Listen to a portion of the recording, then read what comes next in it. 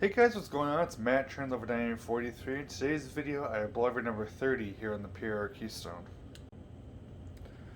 Alright, so since the last time you guys have seen the layout, I've actually done layout work on it, believe it or not. I know it's been quite a while since I've actually done anything on the layout.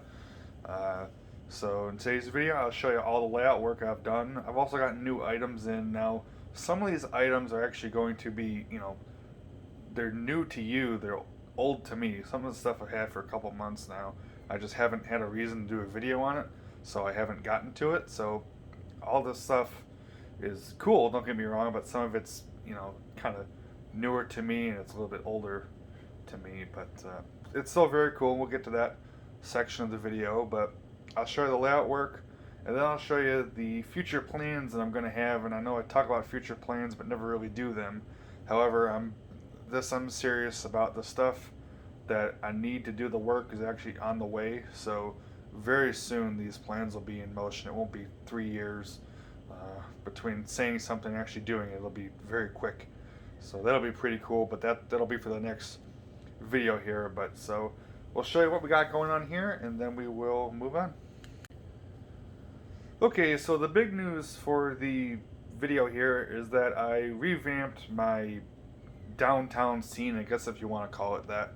So in the front here, which you can see, I got some of those high top buildings, the firehouse over here, and some other pieces. So this section originally did not look like this. This section here was actually locomotive storage at one time, and I took it out really for two reasons. The first of which was that in its state it really wasn't usable in the way I wanted to do it. So what I had to do is I had to really juggle around the engines to get them to work the way I wanted to. I had to clear a track to move the engine in this particular section, so I had to clear like half the yard to do it, and it took like 10 minutes to move an engine, and I figured, you know what, this isn't worth it. So I pulled it. And the other reason was that, I thought about it and I'd rather have the space for buildings and that sort of thing, just because it makes a little more sense, especially with my theme that I'm going for. So we'll take a little tour on this section and then we'll keep going. Alright, so my original intention was to move a car down this, so that won't work, but oh well. So right here, we got the Menards fire hole. Then we have the MTH hobby shop. Over here we have this K-Line diner. Then we have my Eric's Trains building. Then we got this MTH country passenger station. Then we have the Bluetooth tower. What a piece, love that. And then we get into my steam section of my engine yard, so that's pretty much about the same here. So yeah, it looks really pretty cool. So if I back up, it looks awesome. And like I said, this originally was engines, so there was a switch, I think here, and then it continued on to like back there, I think.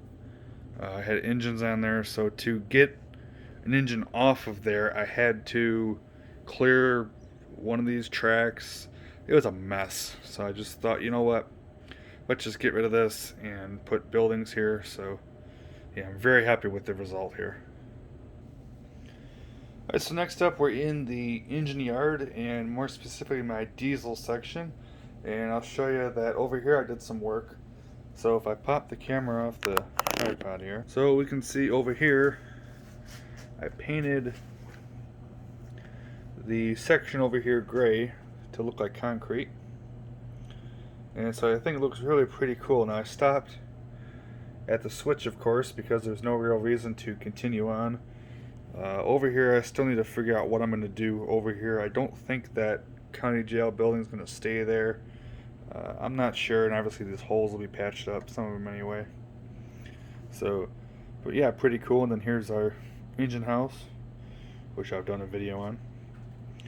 So it looks really cool. And then underneath the house, I put gray in there too. Let me see if I can lift this up. Yeah, I put gray under here too. It's a little bit harder to tell, but I put gray in there so that way when you look inside all you see is gray. So, but it looks really cool and I'm very, very happy with it.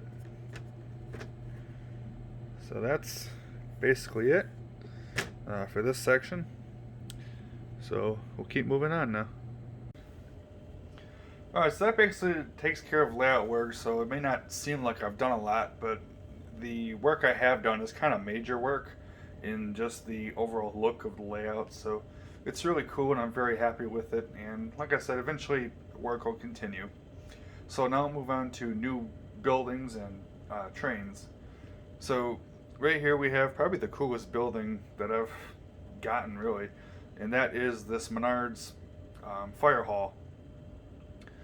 So this one came from Matt from West Chicago Model Railroad, and him and I, that's the same guy I do the podcast with, the Matt and Matt O-Scale Train podcast. So if you want to check that out, I'll link in the description the feed for that. So we have a ball with that. We've had a couple of guests on. We've had Ravenhawk 6910, and then we've also had my buddy DJ on there. So really cool, and we have a ton of fun. The last podcast we did at the time of this was the catalog review, and we had the four of us, Matt and I, and then DJ and Raven, so we had a ball. I'll just put it at that. So check out the podcast for that, and we had a ton of fun, a lot of laughs in there. So anyway, he said, he goes, I'm getting rid of this, you want it? So I said yes, and so I have it now. So it's really cool, and one thing I did, and I'll show you about this in a little bit, was it did not come with the power supply that plugs into the wall like all the Menards buildings have, which that's okay, and I knew that up front, so I wasn't upset about it or anything. And I'm okay with that because I knew when I got it, I was going to find a way to run it off of my main accessory feed, and that's exactly what I did, so I'll talk more about that in a little bit. So, not to make this a review of this building or anything, but you can see looks really cool. It's got that little spinning wind turbine up there for the vent, so that's really, really cool. I'm very happy with it.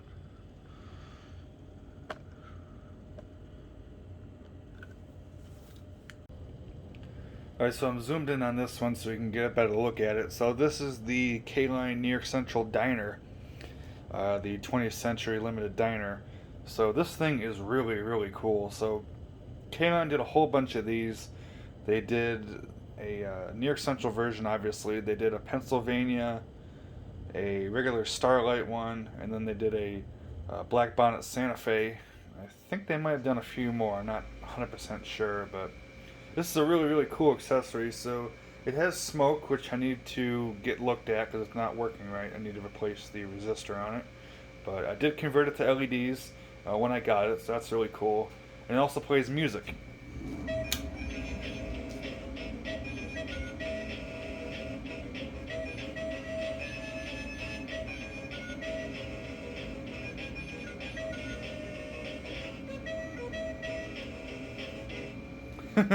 How cool is that, huh? It's really pretty cool. Now, when I got this, the one problem with these Starlight diners, or any of these diners really, you gotta be careful with it because the module that powers the sound, if you hook power to that, you'll fry the board. So when I got this, I wasn't sure if the board was okay or anything. So in my mind, what I was thinking, and I looked up the parts for this, and I can do it if this ever dies, is I would get the Bluetooth module board parts that are in the Bluetooth tower and just throw them in this so I could have another Bluetooth speaker. So for right now, I mean, it's fine right now, but it is really kind of cool that if I want to do that, I could do that. So that's just an option in the future should this thing ever die on me. So really, really cool. I'm very happy with this. Alright, so I have us zoomed in for another building. This is a MTH Country Passenger Station. This is the Southern Shady Junction passenger station that Legacy Station had a custom run for. And so this thing is really pretty cool. I happened to find it on the OGR forum.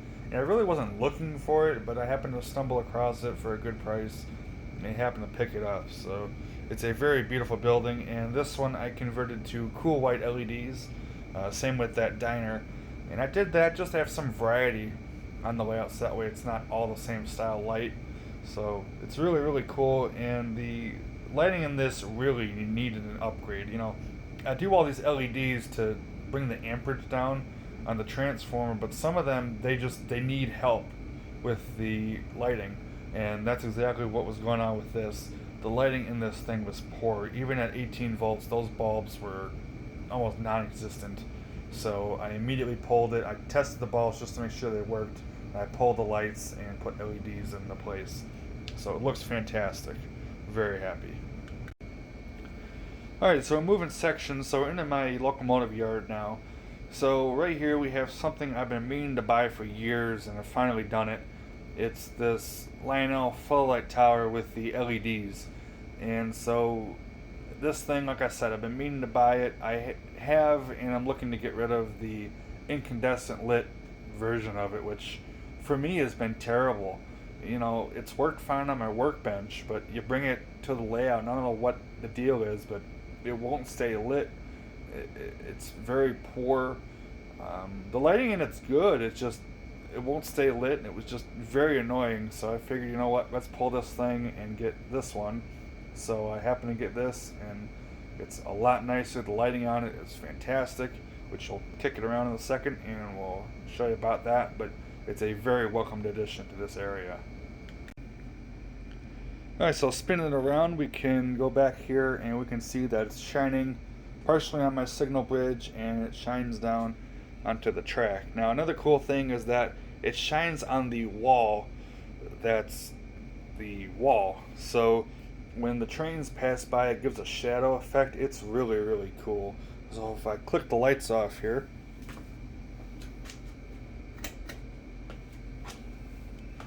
you can see that's what it looks like. So it looks really, really cool, and I'm very, very happy with it. And it complements that engine house light very well. So really cool. Alright, so a couple more additions in the Steam section, and then we got something really cool that I'm very happy that I've been starting to work on. So right here we have the sand tower, and this is one of those things that I've been, you know, wanting to buy for a while, and kicked it around, and eventually said, you know what, let's do it. So we got the sand tower, and then right in front of the camera here we have the K-Line bunk car accessory on the scenery base. So this thing's really pretty cool. Now, this thing needed a rewire when I got it out of the box, and it wasn't due to its condition. It was basically brand new, but the way it was wired was very, very annoying. So it has the interior lights, as you can see, but it also has a smoke unit in it, and the smoke unit, I need to look at the resistor because it's not getting hot. But in any event, when I got it and clicked on the smoke, it's smoked, okay. Now click it off, and that's where the problem happens. So the smoke unit and the lights were tied together on the same circuit. So that was extremely annoying because, you know, I like the lights on in the car, but the smoke unit, obviously I wanted to turn that on and off. Now, there's a switch on the underside of the car to turn the smoke unit on and off, but getting to that's a little annoying. And so I opted to do it a different way. So included in the box with the car, which is something I don't understand. I mean, I understand it, but it's kind of dumb because it's the same thing. So it's a smoke unit on-off switch. So what I ended up having to do was run a separate hotline for the smoke unit and a separate hotline for the lighting in the car. So now the switch, when I click it on, runs just the smoke, and if I shut it off, it shuts it off and the interior lights stay on. So it's a little cumbersome, it's annoying when I have to pull it out of the layout, but what can you do? So it's very nice. I mean, I do like it a lot, but it's annoying that I had to rewire it, but oh well. And then finally over here I have another addition from my friend Matt, and that is this Norfolk Southern Heritage, Pennsylvania truck. So this is in the Tuscan Red variant, which I guess that means I have to find the engine and the caboose for it now. But it's very cool. The top comes off of it, so it's really pretty cool, and very happy with this too. So yeah, really nice. And I kind of wish they would have made a Brunswick green version, but oh well. So pretty cool. Alright, so the last new addition is something I've been really meaning to buy again. It's kind of the meaning to buy is basically the theme of this episode. And it's signals. So I've gone gung-ho on signals.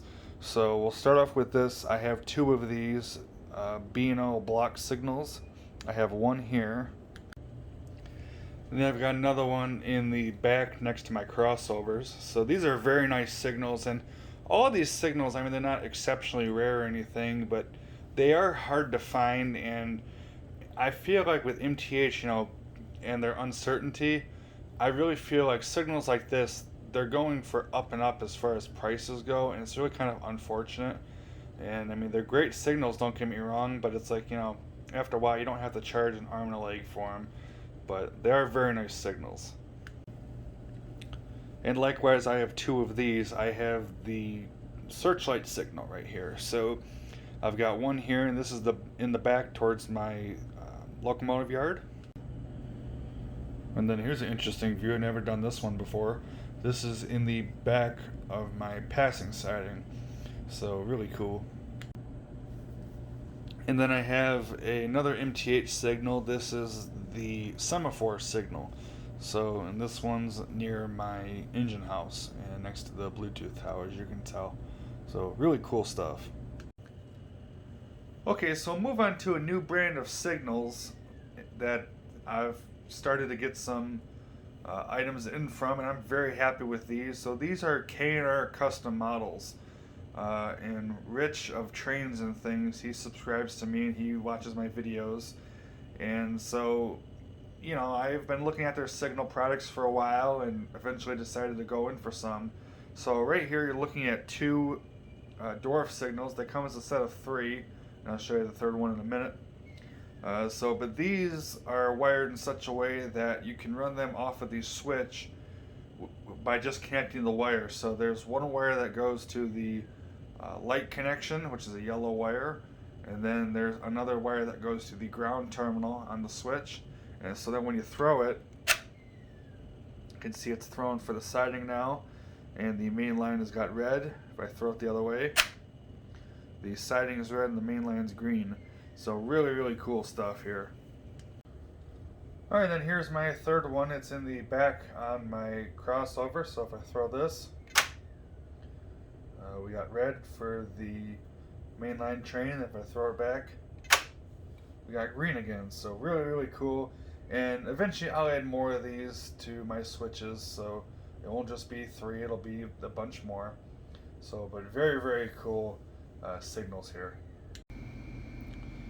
Alright, so while on the topic of K&R and signals, I'll show you the signal bridge that I got. I did a video on this one when I first got it, and this is a modern style signal bridge that they had made. And not long after I did the video on this, they messaged me and said, we're planning a Penske signal bridge, do you want one?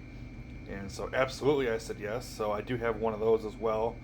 It's not installed yet because the section that it's going to go is still under construction, and I don't want to damage it by having it in place just to look at it, and I don't want to damage it.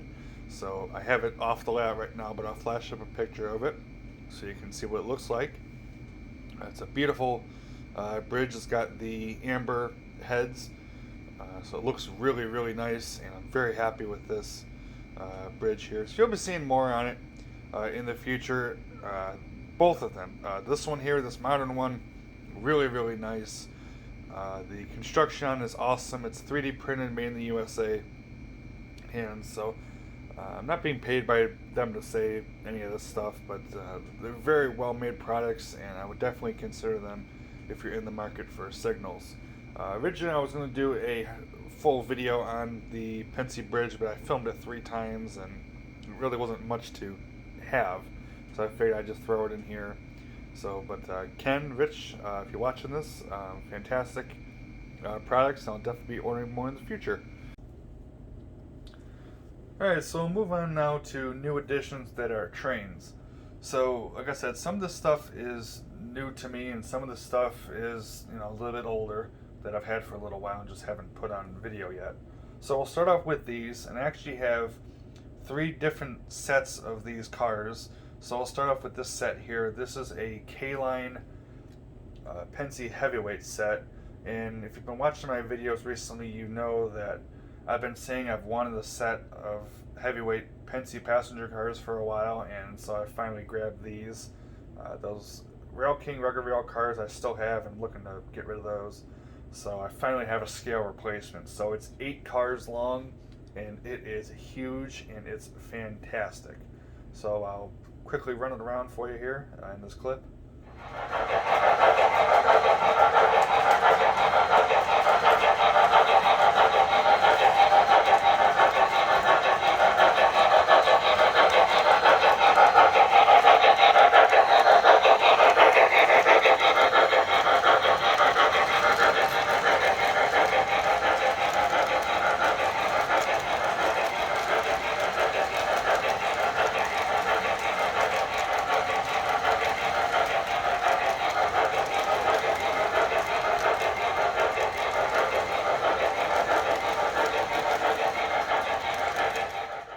These are great cars. Now, for right now, they're incandescents.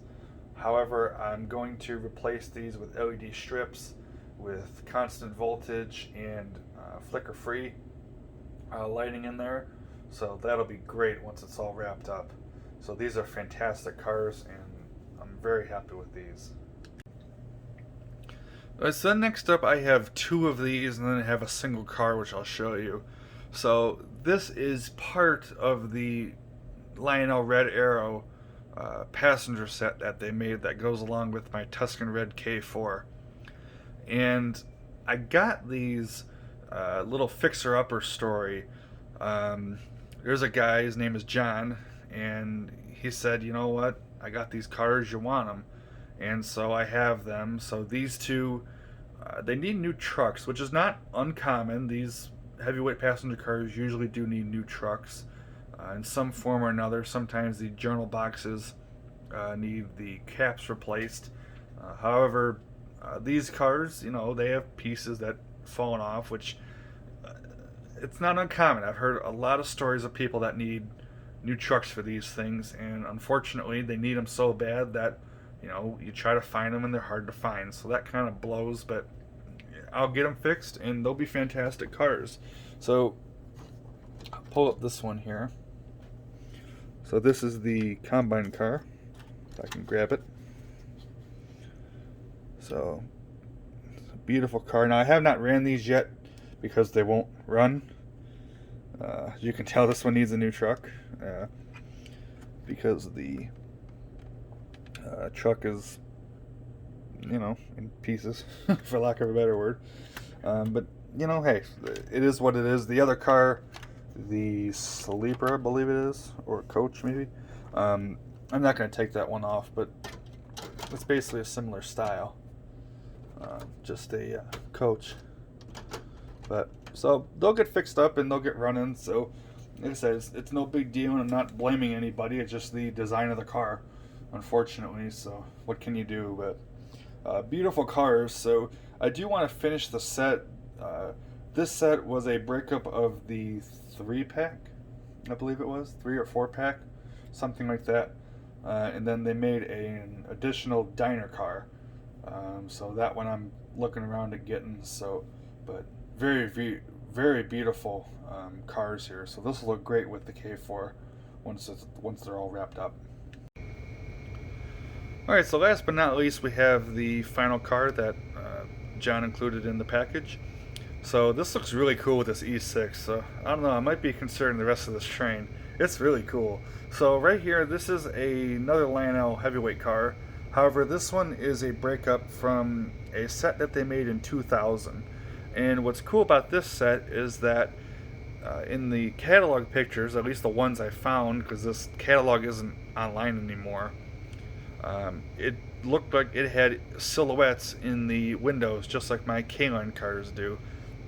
However, I was pleasantly surprised to see that this set has a full interior in it. So if I take it off the track here, get it so you guys can see it, not see my hand. You can see there's the interior. There's the people in there. It looks fantastic. So the only thing this one needs is lighting, because the lighting board doesn't work in it. So I'll open it up, throw LEDs in there. It'll be cool, but I love the interior on this. And then the exterior, I can't focus in on because I'm holding the car, but it says watch your step on the step. So that's really cool. And then the doors open on this one. So I don't know, I might be considering the rest of this set because it is a beautiful, beautiful set. Like I said, had I known that the interior was full interior, I probably never would have grabbed those K-Line cars. I would have just waited for this set here. But it's really cool and it gives me a taste of it. So like I said, I might be adding the rest of the train to my collection here soon. So I don't know, we'll see. But so John, if you're watching this, I really appreciate it, man, and thank you very much. So alright, we'll move on now. Alright, so the next up, I actually have a whole train here. Now it doesn't really go together per se, but it is all new stuff, so I figure why not throw it in a whole train.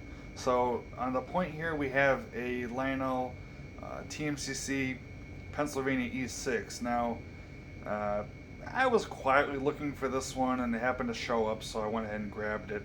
I obviously have the MTH high top tender E6, so I really didn't need this, but you know what, I figured okay, it's cool, and so I've been quietly looking for it. Now I have the sister version to this, the PRSL Pennsylvania Reading Seashore version, and that one is actually getting a legacy upgrade courtesy of Sid from Sid's Trains. So Sid, if you're watching this, really thanks a lot, man. So that one is currently getting upgraded now, and when I get that back, you'll definitely see a video on that one because it's getting some really cool features on it, which I'm not going to go into. I'll save it for the video. But so that one's going to be cool, and this one is going to get the same feature set once I get around to it. So a beautiful, beautiful engine, but stock, it's fantastic. TMCC with Rail Sounds 5, so we got road specific crew talk, and it is an amazing, amazing engine. Next up I have this Atlas Boston to Maine 50-foot plug door boxcar. This is a beautiful car. It's typical Atlas quality, so it is just awesome. Like I said, anything Atlas makes is fantastic, and I don't think there's anybody that'll argue with that Atlas makes probably the best stuff as far as rolling stock goes. Awesome, awesome stuff.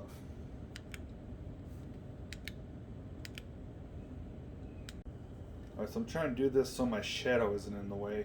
So right here we have a Lionel Missouri Pacific double sheath box car, and this car is very nice. It's my first Lionel double sheath box car. I haven't had any yet, so it's a very nice car. Now I got this when I did the parts sale back in November.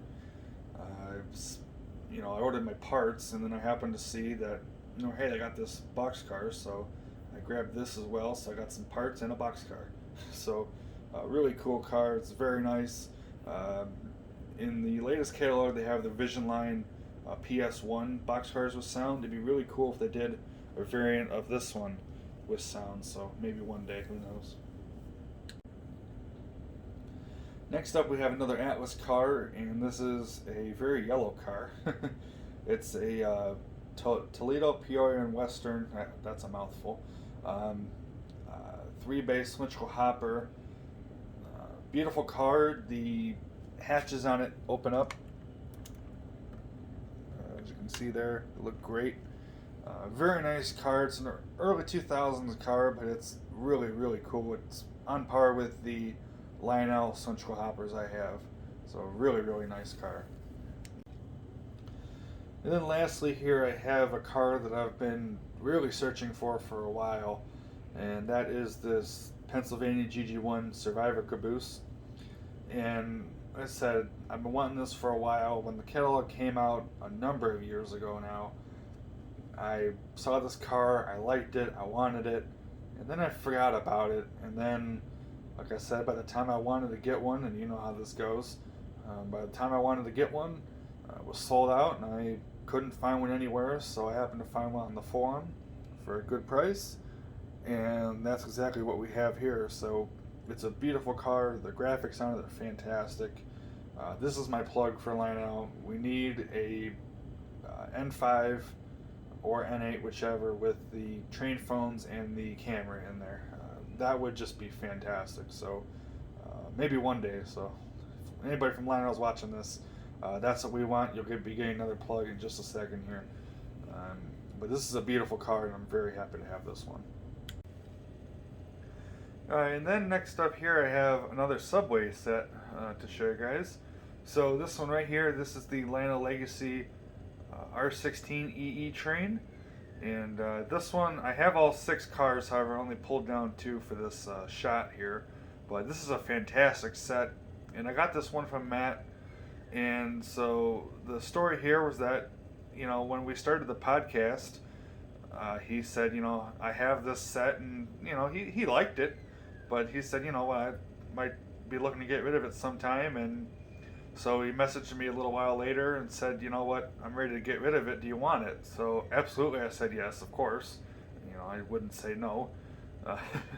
So, you know, and then we were talking that, you know, we decided on a trade. So my part of the trade was one of my sets of Vision Line reefers, which that's okay because I had 2 of the Santa Fe sets. So I let go of one, and then I was going to just settle on some money, and then I happened to think that, you know what, maybe he'd like my Legacy Santa Fe Dash 8. So I offered him that, he took that. So instead of giving him money, I gave him that Locomotive, and I got the 6-car Subway set in return as his part of the trade. So really, really cool set. Just like my QT set, it's got the opening doors on it. I already converted it to LEDs, so it's all nice and LED. It's the correct cool white color, and it's a fantastic set. So I will do a video on this one.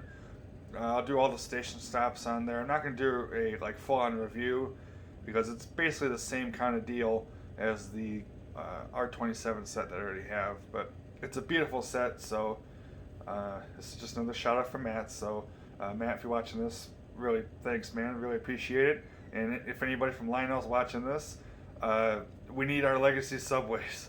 We really do. In the podcast that I do, I think like every episode, in some form or another, I mentioned Subways and Lionel in there because, you know what, we really want it. So that's my plug for Subways. So, but beautiful, beautiful set, and I'm very happy with this one as well. Alright, so last but not least here I have 2 motorized units in the form of a trolley and a streetcar. So on the front here we have the MTH Merry Christmas Railway Brill Trolley, and this is another shout out to Matt. He did a video on this trolley. We actually did a podcast on holiday trains. And so he said he had this, and I told him, could you upload a video on it? And so he did that, and I don't think the video was over, and I already had my order in. This thing is so incredibly cool. I did edit the sound set on this one, and for some reason on these Proto 3 Subways I know, and the streetcar, or the trolley here, the volume on it is very, very low. I have no idea what the problem is or what MTH did with the amplifier, the speaker, something. It's extremely quiet. So what I did was I edited in the Proto 2 5-volt bipolar sound file, just the motor sounds. It's the same motor sounds that were in this, just louder. So that way it's actually audible. When I was running another train on the other track, I could not hear this thing move. I could hear the announcements, the elf on the announcements, which is fantastic. But the motor sounds, you could barely hear them. So it helps a little bit. It's still quiet, like not near as loud as I would expect. But I mean, it's a great car. Don't get me wrong, but just a little on the quiet side. So it's kind of unfortunate, but it's really cool, and I'm very happy with it. All right, so then finally we have a streetcar, and I really wasn't sure if I wanted to go down this, non-subway rabbit hole as far as transit stuff. But you know what? I'm happy I did because this is a very nice car, and I'll be adding more in the future, I'm sure.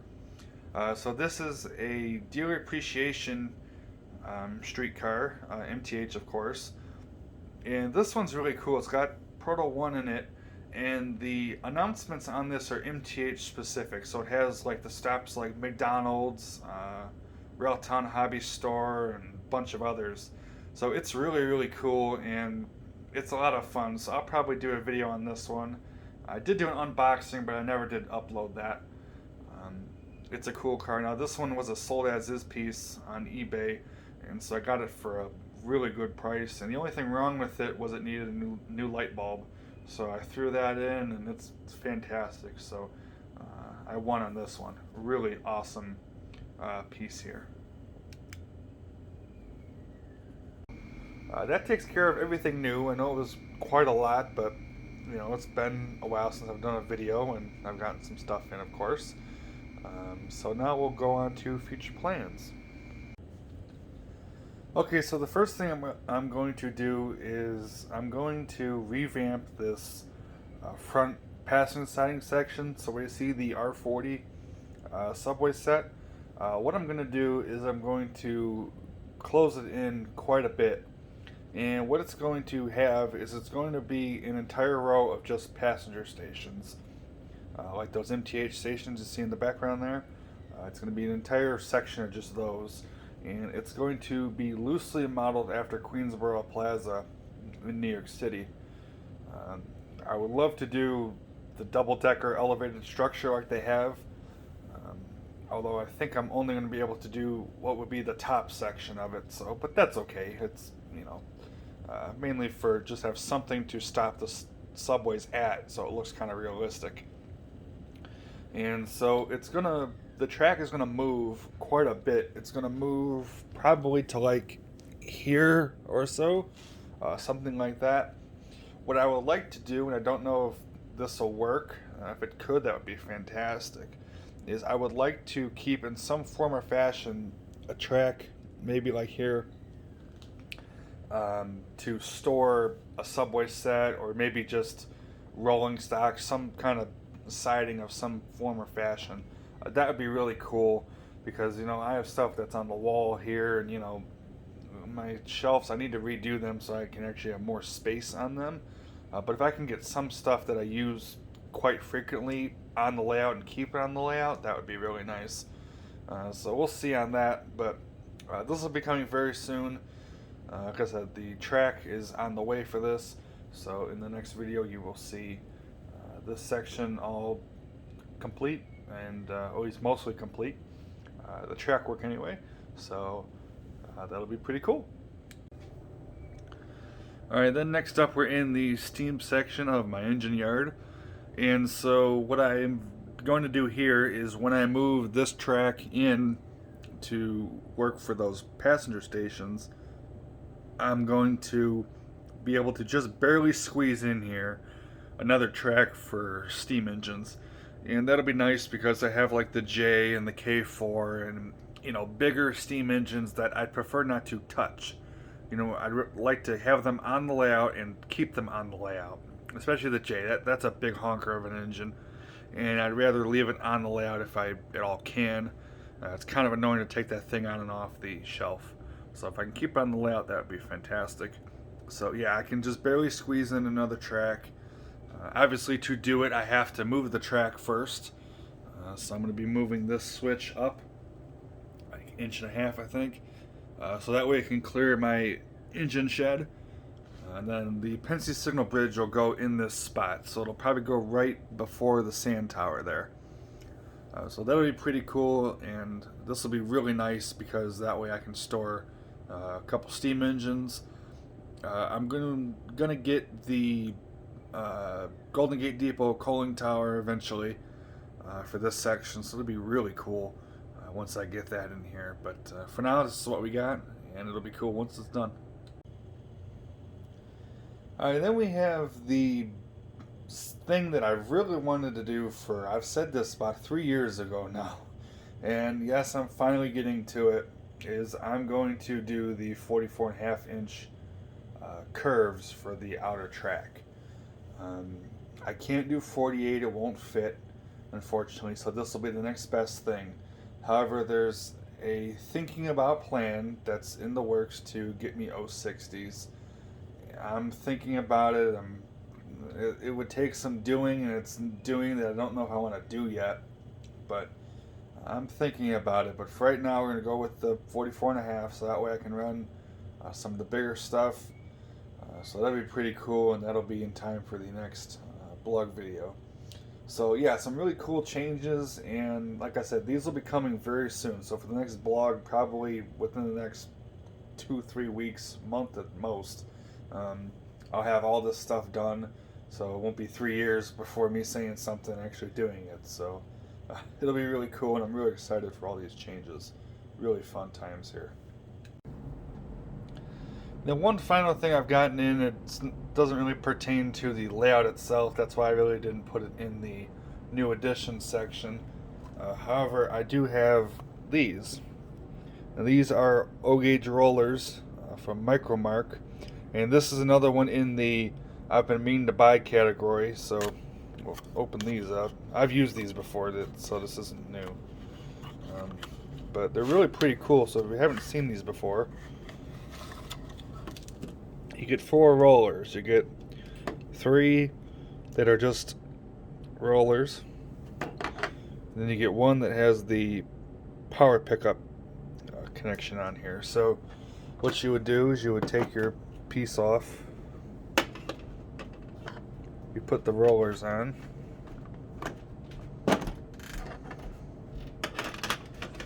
Sometimes it takes a little bit of doing here, but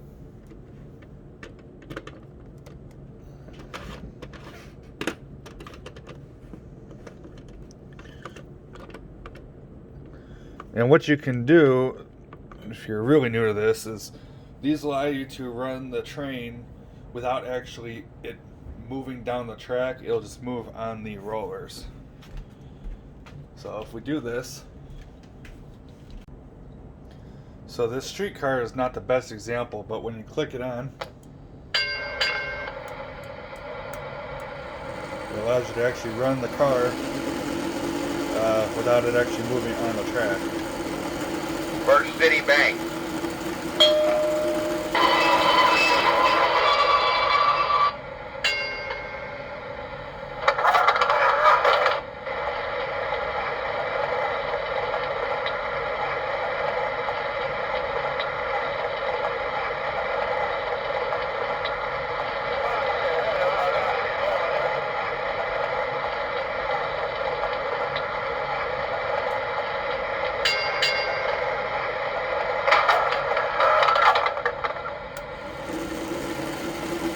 Done.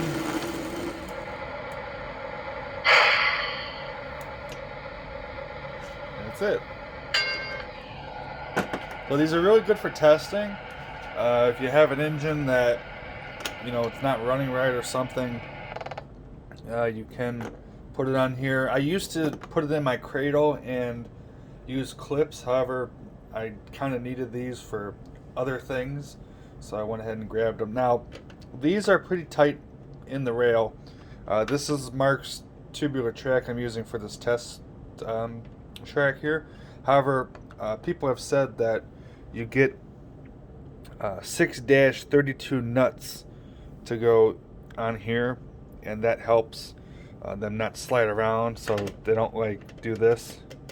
They don't slide around, but these are pretty tight to the rail. So that's just the way they go, and this isn't a ad for this by any means, but it's pretty cool, and I thought I'd share it with you guys. So yeah, these are really nice. Micromark is where you can get these from. When I got them, they had a special price on them, so I don't think they're running that sale anymore, but they usually run it around Christmas time, I believe, is when they run that. So, yeah, but really pretty cool. So they're really invaluable for this hobby. So there's the part number. If you're interested in picking some up for yourself, there you go. All right, cool. You know, sometimes you think of things after you're done filming a section of a video. So, yeah, I remembered that I also got another new edition, and this is an electronics edition. It's something that I've been wanting to get for a while to replace my DCS remote, which at this time of this filming is sold. So I got rid of that, and I replaced it with this, the WIU Wi-Fi unit from MTH. My remote, it was fine. I mean, it worked great, but when MTH announced that they were getting rid of the remote and now getting rid of the separate Wi-Fi box like this, and they're replacing it with the WTIU, which is the TIU and the Wi-Fi unit all in one box. These things got swallowed up like hotcakes, and the day of that announcement, I ordered this, and I'm glad I did because now they're hard to find. You really can't find them anywhere. But I'm very happy with this. I can run the trains through the phone, and it's a lot faster. It's a lot easier to use, in my opinion, than the remote. It still won't replace the remote. I'm looking for the early version of the remote, the one with the wheel with the, it almost looks like a mouse wheel. The very fine detents on the wheel. That's the one I'm looking for. So if any of you have it, let me know. I would definitely like to get that. But for right now, the Wi-Fi is fine. Like I said, it doesn't replace the remote, and also doesn't replace my want for a color remote like the Legacy remote. But unfortunately, that we'll probably never get unless MTH's spin-off company for the DCS actually does that. I don't know. So that'll basically do it for today's video. I know it was quite long and quite a lot of stuff in here, but you know, it's what happens when you don't film a video for a while and you get new stuff in. So, I hope you guys enjoyed this video, and I will do another video once I have all the layout changes done, and so stay tuned for that. So until the next one, you guys take care, and we'll see you around.